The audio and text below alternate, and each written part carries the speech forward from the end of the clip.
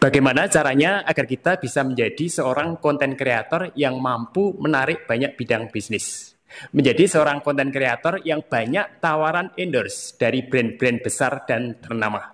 Sehingga pada akhirnya kita sebagai seorang konten kreator juga memiliki income atau pendapatan yang besar. Sementara posisi kita saat ini masih sebagai seorang konten kreator pemula.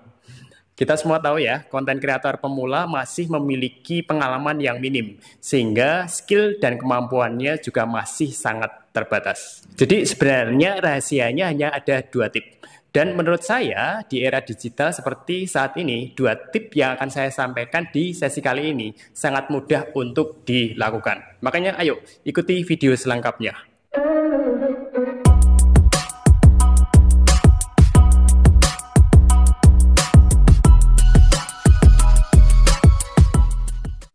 Tip yang pertama, kita harus mempunyai portofolio. Jadi portofolio adalah rangkaian dokumen yang disusun secara rapi, tapi menarik. Portofolio merupakan laporan lengkap dari suatu dokumen atau kumpulan hasil karya secara menyeluruh dari seorang konten kreator. Portofolio bisa kita jadikan alat bukti kepada para pebisnis bahwa kita sebagai seorang konten kreator sudah membuat banyak hasil karya yang berkualitas. Untuk mengembangkan atau membuat portofolio yang banyak dan berkualitas, bisa kita lakukan baik secara individu maupun melakukan kerjasama atau melakukan kolaborasi dengan para konten kreator yang lainnya. Dan sebagai saran saja, sebaiknya carilah rekanan kerjasama atau rekanan kolaborasi dari kreator lain yang belum memiliki tarif atau patokan harga yang terlalu tinggi.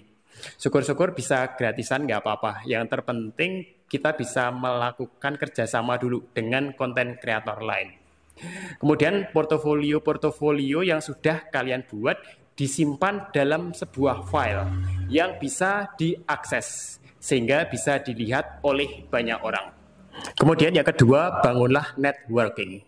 Jadi kembangkanlah relasi kalian kepada orang-orang yang bergerak dalam bidang bisnis.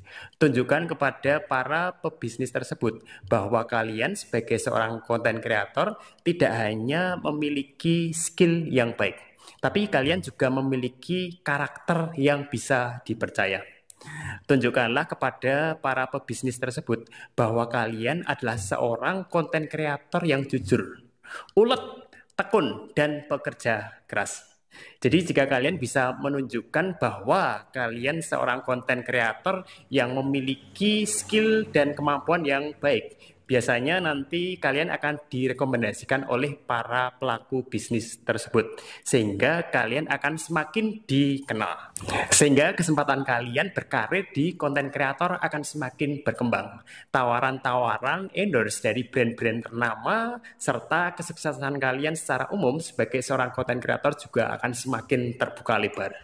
Sebagai contoh paling sederhana, misalnya begini. Misalnya kamu ingin sebagai influencer atau ingin sebagai YouTuber yang memiliki banyak relasi para pelaku bisnis. Ingin menjadi brand-brand ambasador dari perusahaan-perusahaan berskala nasional, bahkan internasional. Misalnya sebagai contoh nyata saja ingin seperti Om Deddy Corbuzier. Tapi kenyataannya saat ini kamu sebagai konten kreator pengalamannya masih sangat minim. Skill dan kemampuan kamu masih sangat terbatas. Jadi tipnya seperti ini.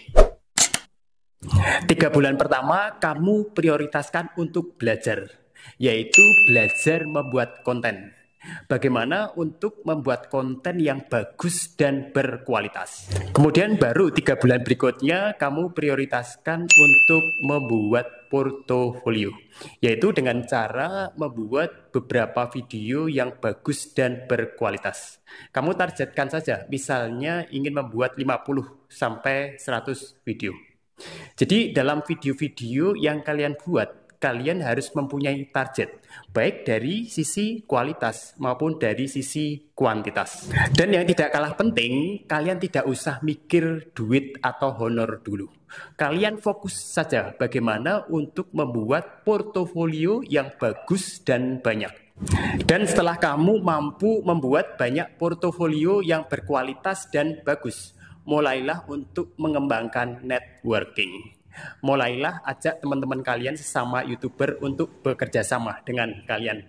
Bentuk kerjasama itu bisa berupa kolaborasi, membuat konten bareng, atau akan lebih bagus lagi, mulailah untuk membuat proyek bareng dengan sesama YouTuber.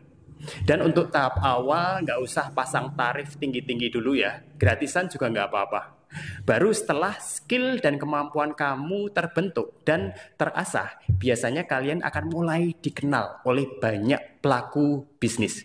Biasanya secara otomatis juga akan terkoneksi secara luas dengan brand-brand besar. Karena perlu kamu ingat teman-teman, brand-brand besar itu biasanya akan lebih suka bekerja sama dengan para konten kreator yang sudah dikenal. Konten kreator sudah dikenal itu karena mereka memiliki skill dan kemampuan yang sudah teruji. Jadi jika pengalaman kamu masih minim, skill dan kemampuan kamu masih sangat terbatas, dan misalnya kamu melamar ke brand-brand yang sudah besar untuk dapat endorse, kemungkinan besar kamu akan ditolak. Baik, semoga materi yang saya sampaikan di sesi kali ini bisa bermanfaat ya bagi kita semua. Saya berharap semoga kalian semua menjadi konten kreator yang sukses, mendapat banyak tawaran endorse dari brand-brand besar. Amin. Yuk, sebelum saya akhiri video ini, bagi yang belum subscribe, silakan subscribe channel ST Agung Sujatmoko, sehingga bisa terus update video-video terbaru lainnya. Oke, akhir kata saya ST Agung Sujatmoko. Sampai jumpa lagi di video selanjutnya. Tetap keep spirit and sharing. Salam.